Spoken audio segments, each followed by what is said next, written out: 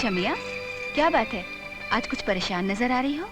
हाँ काकी, वो अपना चिकना है ना, बहुत परेशान रहता है। वो खूनी के चक्कर में। हाँ, जिमी तो ऊपर चला गया, क्या कर सकते हैं?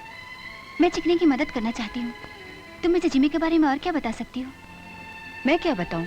तू तो उसके साथ कई बार बाहर जा चुकी है। मुझसे ज्यादा तो तू उसे जानती थी। पता नहीं वो तुझे कहाँ कहाँ लेकर जाता था।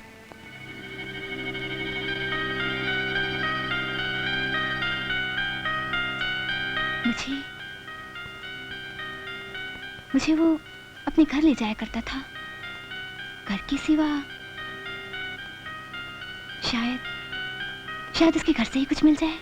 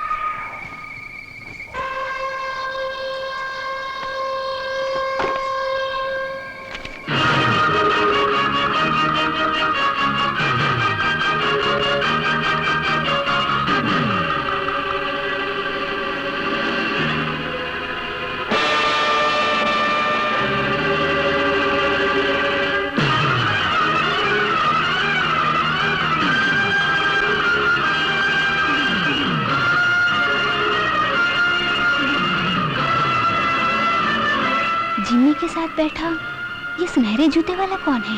हाँ, मैं हूं। मैं इस शहर का सबसे बड़ा वकील, जो इंसाफ को जिंदा रखने के लिए अपनी जान भी दे सकता है, लेकिन उमेश की जिंदगी नहीं लौटा सकता। जिमी ही उम्मीद का एक आखिरी उजाला था, लेकिन अब सिवाय अंधेरे के कुछ दिखाई नहीं देता, कुछ दिखाई नहीं देता। वकील साहब, जिमी के कत्ल से एक बात साबित होती है कि असली कातिल जिमी नहीं, कोई और है। वरना उसे कैसे मालूम पड़ता कि हम जिमी को मिलने वाले? हाँ। शायद वो कातिल हमारी नजर के सामने है। हेलो। हेलो, मैं छमिया बोल रही हूँ। मेरे को जैसे बात करनी है। छमिया, जैसे बात करनी है? हाँ, जय तुम्हारा फोन। हाँ छमिया, बोल। सुन चिकने, असली कातिल का पता चल गया है। मुझे जिमी के कमरे से एक तस्वीर मिली है जिसमें वो सुनहरे जूते वाले के साथ खड़ा है। हाँ? तू इसी वक्त बैंक से आ जा, मैं तेरे को उधर ही मिलती हूँ। हाँ हाँ, तू उधर ही रुक, मैं आ रहा हूँ। हाँ हाँ हाँ, ओके। वकील साहब, असली कातिल का पता चल गया। छमिया को जिमी के साथ वो सुनहरे जूते वाले की तस्वीर मिल गई है और मैं उसे मिलने बैंक से जा रहा हूँ। ओके वकील साहब।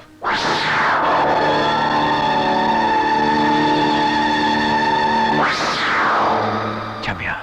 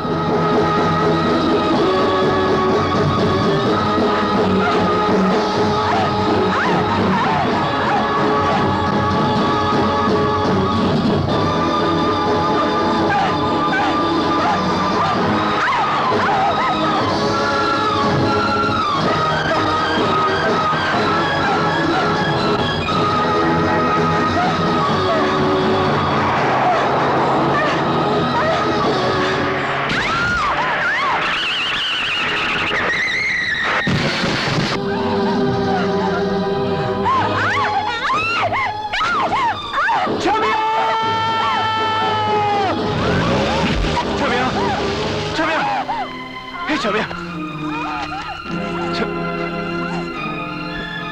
नहीं छमिया, नहीं, नहीं छमिया,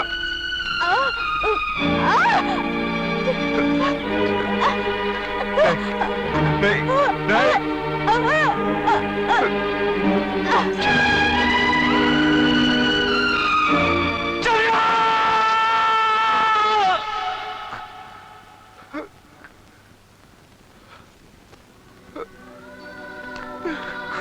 छमिया, नहीं, छमिया।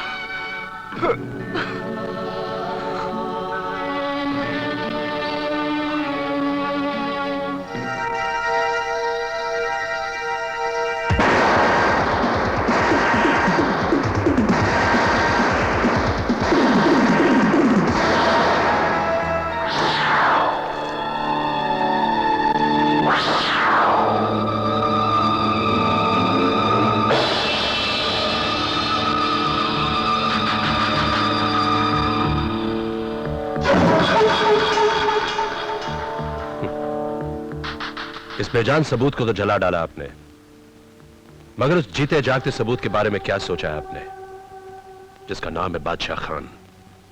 और दूसरी तरफ असली कातिल को फांसी के फंदे तक पहुंचाने के लिए जय जी जान से कोशिश कर रहा है। बादशाह खान शरबत बेचकर लोगों की प्यास बुझाता है, लेकिन अगर वो खुद जय के खून का प्यासा हो जाए तो इससे क्या होगा? जय की मौत और बादशाह खान को सजाए मौत। सानी साहब, बादशाह खान अपनी जान दे सकता है मगर किसी की जान ले नहीं सकता। सच्चाई, ईमानदारी और आदर्श का दूसरा नाम है बादशाह खान। सच्चाई, ईमानदारी और आदर्श चाहे कितने भी ताकतवर हों, इंसान की कमजोरियों के आगे कमजोर पड़ जाते हैं मैक। और हर इंसान की कोई ना कोई कमजोरी जरूर होती है। हमें ऐसी ही किसी कमजोरी का फायदा उठाना चाहिए। पता लगाओ कि बादशाह खान की कमजोरी क्या है। उठाओ ये रुपया और चले जाओ यहां से। तुमको क्या हम कोई खूनी या कातिल नजर आता है जो रुपया लेकर यहां चला आया हमसे किसी का खून करवाने? अरे खान ने जिंदगी में सिर्फ सेब काटा है, सेठ, सेब, किसी का गर्दन नहीं। सोच लो खान, तुम्हारे अहमद को पढ़ा लिखा के बड़ा आदमी बनाने के लिए ये 5 लाख रुपए बहुत काम आएंगे। किसी का जिंदगी छीनकर हम अपनी औलाद का जिंदगी नहीं बनाएगा। किसी का खुशी में आग लगाकर हम अपने घर में चिराग नहीं जलाएगा। ए सेठ, तुम चुपचाप यहां से चला जाओ, चुपचाप चला जाओ। हम घर आए हुए मेहमान पर हाथ नहीं उठाता। जाओ यहां से। ठीक है, मैं चला जाता हूं, लेकिन कहीं ऐसा ना हो कि तुम्हें पछताना पड़े। यह शरबत बेच बेच के 5 साल में कितना कमाया तुमने? अरे इस तरह तो 5 जन्मों में भी तुम्हारा ख्वाब पूरा नहीं होगा। ईमानदारी की चादर बहुत छोटी होती है खान, और आदमी के अरमानों के पैर बहुत लंबे। अगर तुम्हें अपने अरमान पूरे करने हैं तो बस यही एक रास्ता है, बस एक आदमी का खून करना है। बात जरा सी है। बात तुम्हारे लिए जरा सी है, क्योंकि तुम्हारा जिस्म में खून नहीं पानी दौड़ता है, पानी। तुम बहुत बेरहम आदमी है सेठ, बेरहम। हाँ, मैं सिर्फ अकेला नहीं, ये सारी दुनिया बेरहम है। तुम्हारे मोहल्ले में वो जवान औरत रहती है रोजी। 6 महीने पहले उसका पति मर गया और आज उसका बच्चा सड़कों पे भीख मांग रहा है, और वो औरत अपना पेट भरने के लिए अपना जिस्म बेचती है। क्यों? क्योंकि उसका पति उसके लिए कुछ नहीं छोड़ गया था। वो भी तुम्हारे जैसा ईमानदार था खान। ओए बकवास बंद कर, बहुत सुन लिया हमने तुमको। और सुनो खान, अगर उस आदमी की तरह तुम भी मर गया तो क्या होगा? तुम्हारा बेटा भीख मांगेगा और तुम्हारी पत्नी हम तुम्हारा गला दबा देगा। मेरे गले दबाने से तुम सच्चाई को नहीं दबा सकते हो खान। गरीबी एक गाली है। मेरी बात मानो, ऐसा मौका बार बार नहीं आता।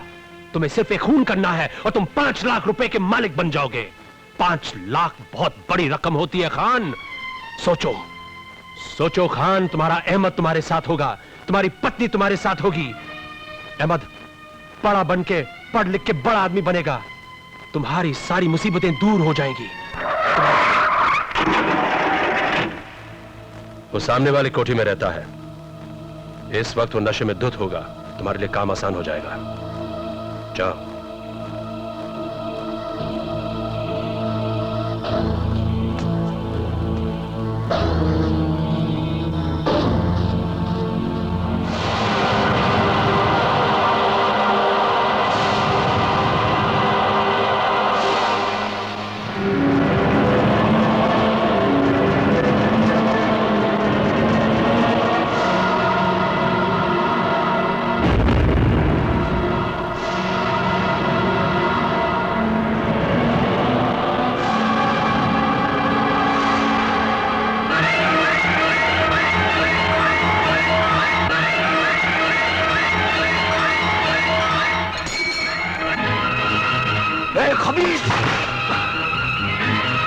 कलबे,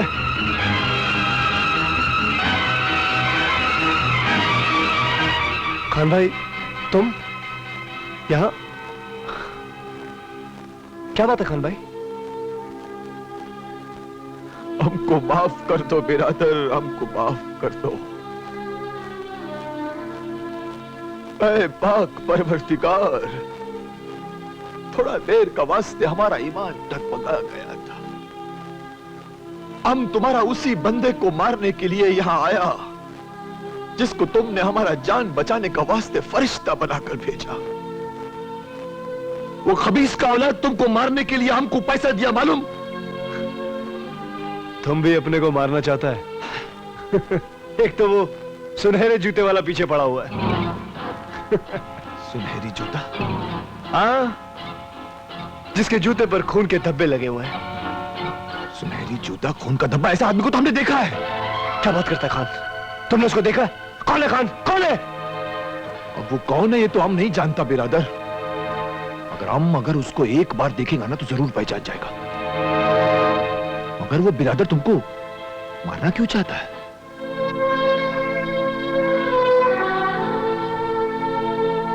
मैंने एक बेगुनाह इंसान के खिलाफ झूठी गवाही दी थी। 2 दिन बाद उसे फांसी की सजा होने वाली है, जबकि वो खून भी साला उस सुनहरी जूते वाले ने किया था। उसे ढूंढ निकालने में तू मेरी मदद करेगा खान? ऐसा छोटा बात करता है बिरादर तुम? मदद? अरे हमारा जान मांगो तुम, जान। जब से तुमने हमारा जान बचाया है, इस जान पर हमारा हक नहीं है बिरादर, तुम्हारा हक है। लगता है खुदा ने तुम्हारे इस एहसान का कर्ज उतारने के लिए ही हमको इधर भेजा है। खान तुम्हारा मदद करेगा, ये खान का वादा है।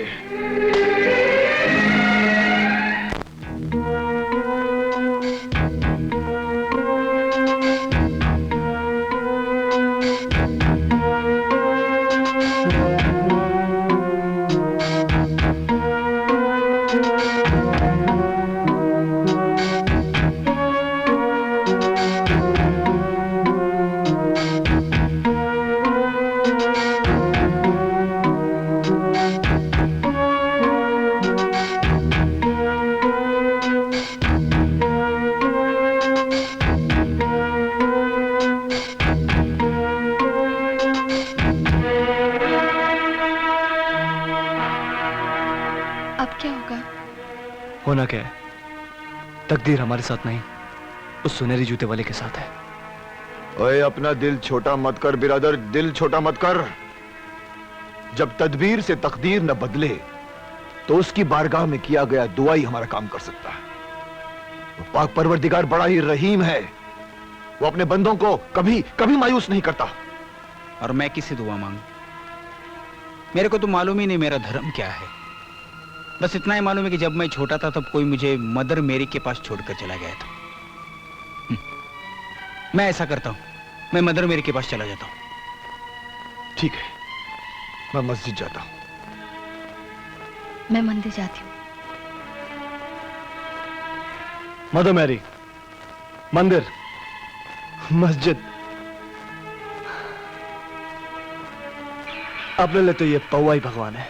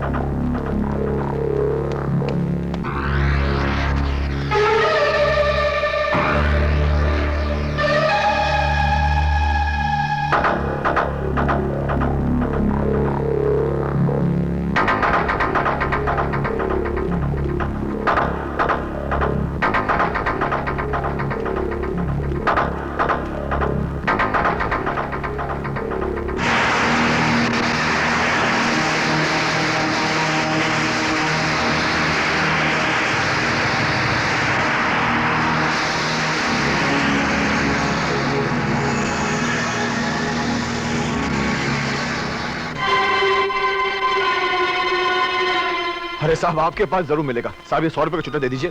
वो ग्राहक आजकल जिसको भी देखो 100 रुपए का नोट लेके चला आता है।